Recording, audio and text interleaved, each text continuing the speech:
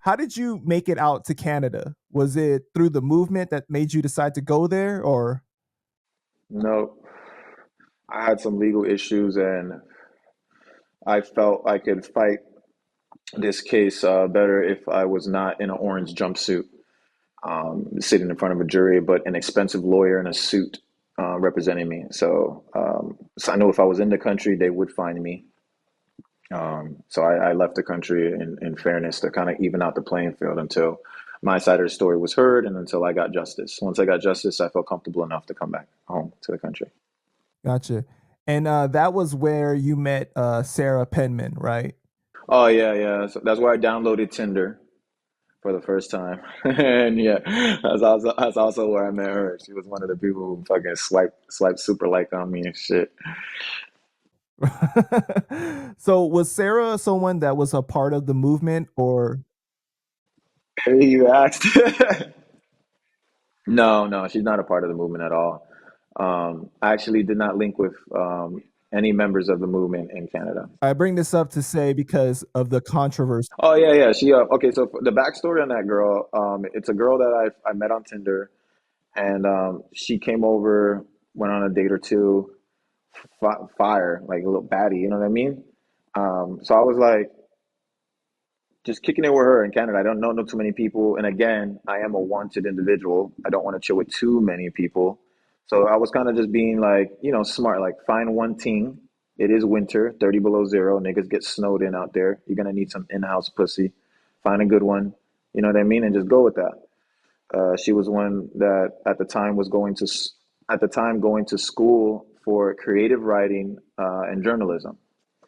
So for a lot of people didn't know to put two and two together. But when she did her story later, trying to clout chase because a gentleman that she used to hook up with and knew became famous when he left Canada and went back home. So she probably saw it as an olive branch. Well, how do I use my skills of creative writing and journalism to create a false narrative that perhaps will then get me some sort of clout? And it worked at that time. Anything that had any ties to me, I'm a very, very mysterious character. People information about me, anything at all. So anybody who came out of the woodworks and said that they knew me or dated me or anything would have got some sort of airtime, you know? Anybody though who has a brain and knows me would see obviously that the story was capped because first of all, I think one of the things she said is that I like lied or hid having a kid or something.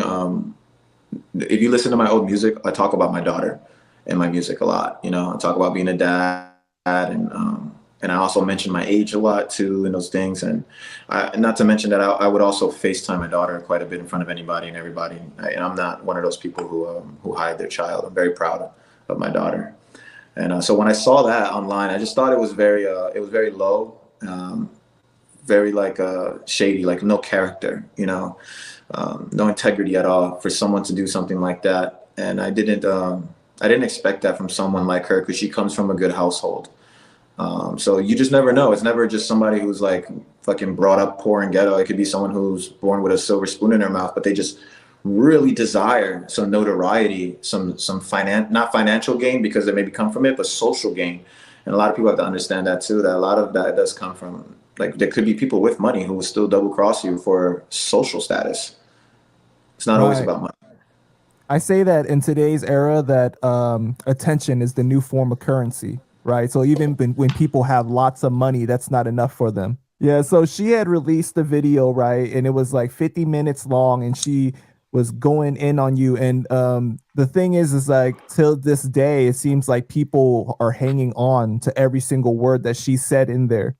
That's where the whole Yeah. situation with people say that you lied about your age and the character, like your character is an abusive person and everything.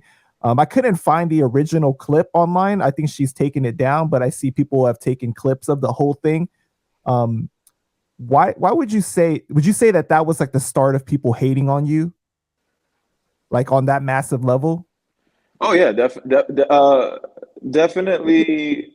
Uh, I wouldn't say people. I would say young boys going through puberty. Yes, because you have this busty blonde that's just, she's hot, and she's here like, you know, seeming like a damsel in distress.